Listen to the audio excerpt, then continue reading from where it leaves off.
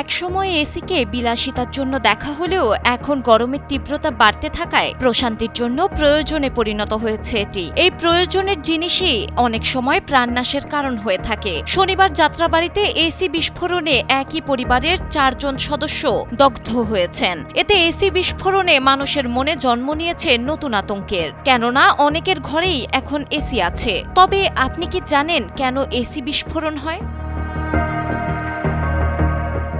AC বিস্ফোরিত হওয়ার প্রাথমিক কারণগুলোর মধ্যে একটি হলো রেফ্রিজারেন্ট লিক। বাতাসকে শীতল করার জন্য এসিতে উচ্চ চাপে রেফ্রিজারেন্ট গ্যাস ব্যবহার করা হয়। যদি রেফ্রিজারেন্ট লিক হয় তবে বিপজ্জনক পরিস্থিতির সৃষ্টি হতে পারে, ঘটতে পারে বিস্ফোরণের মতো ঘটনা।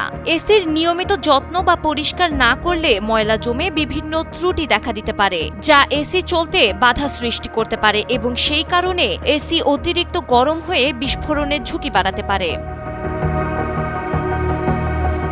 এছাড়া কিছু এসি দীর্ঘ সময় চালালে বৈদ্যুতিক যন্ত্রপাতিগুলো অতিরিক্ত গরম হতে পারে, যার ফলে বিস্ফোরণ ঘটতে পারে। ভোল্টেজের ওঠানামার কারণে এসির বৈদ্যুতিক যন্ত্রপাতিতে ত্রুটি দেখা দিতে পারে।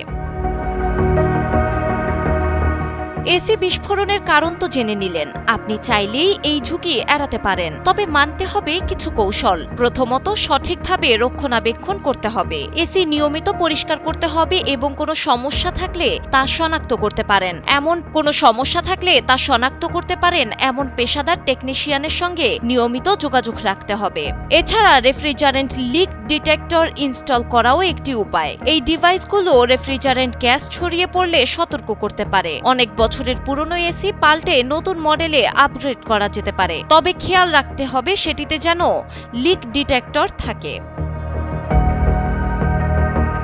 এসি ব্যবহারের সব সময়ই সতর্ক থাকা জরুরি। এক্ষেত্রে দীর্ঘ সময় এসি চালানো থেকে বিরত থাকতে হবে। এসি থেকে কোনো গন্ধ বা শব্দ পাওয়া গেলে তৎক্ষণাৎ তা বন্ধ করে টেকনিশিয়ান দিয়ে পরীক্ষা করাতে হবে। জানালা খোলা রেখে দীর্ঘ সময় এসি চালু রাখলে এটি এসির উপর চাপ ফেলতে পারে। নিয়মিত এসির সার্ভিসিং করাতে হবে।